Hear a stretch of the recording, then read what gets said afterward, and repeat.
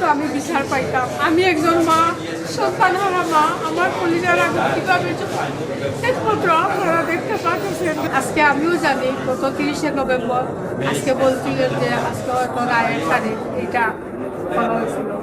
আমি তো আর জানি না যে আজকে অতিরিক্ত আমার শুনানি এটা হয়েছে। আমি তো সেটা জানি না, আমি জানি এটা আজকে রায়ের তারিখ গত 30শে নভেম্বর বলছিলেন। ওনারা আবার 21 তারিখে আবার তারিখ রাখছে।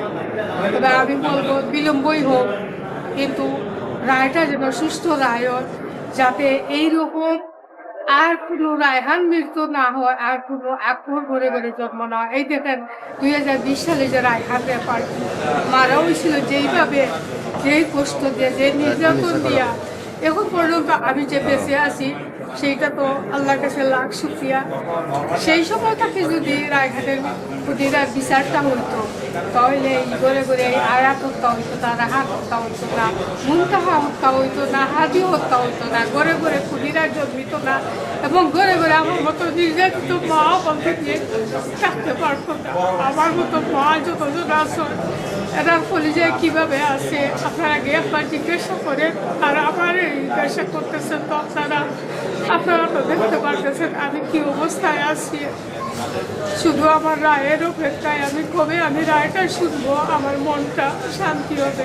আমাদের যে আর্গুমেন্ট শেষ হয়েছে, আর্গুমেন্ট শেষ হওয়ার পরে ধরে নেওয়া হয় পরের স্টেজ তার রায়। সেই সুবাদেই হয়তো আমরা অনেকেই এটা আজকে রায়ের জন্য মনে করেছি, মূলত অধিকতর শুনানির জন্য ছিল। আজকে আমরা মাননীয় মহানগর দায়রা জজ আদালতে এই মামলাটা শুনানি হয়েছে, অধিকতর শুনানি হয়েছে।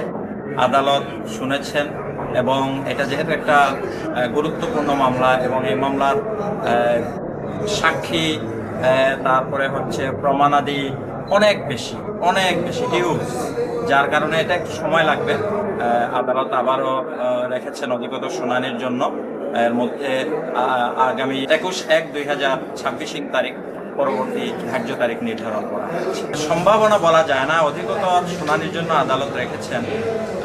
যদি রায় হতো তাহলে তো সরাসরি বলে দিতেন আদালত যে রায়ের জন্য আছে। তো আপাতত আমরা অধিকতর শুনানির জন্যই ধরে নেব যে আরেকটু সময় আমাদের লাগবে এই মামলার রায়ের জন্য প্রস্তুত হতে।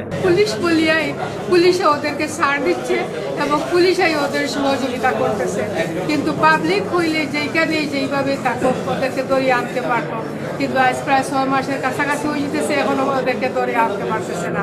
নিশ্চয়ই পুলিশ হয়ে পুলিশের সহযোগিতা করছে, এর জন্য খুনিদেরকে ধরা হচ্ছে না। খুনিরা কোথায় আছে নিশ্চয়ই প্রশাসকের খুঁজিয়ে বাই করবে, এটা তার দায়িত্ব, আমার দায়িত্ব নয়। আমার দায়িত্ব আমি বিচার পাইতাম। আমি একজন মা, সন্তানহারা মা, আমার কলিজার আগুন কিভাবে একমাত্র আপনারা দেখতে পাচ্ছেন, দেশবাসী জানতে পারছেন, আর আল্লাহ জানতে দেখতেছেন আমার কলিজার আগুন কিভাবে চলে।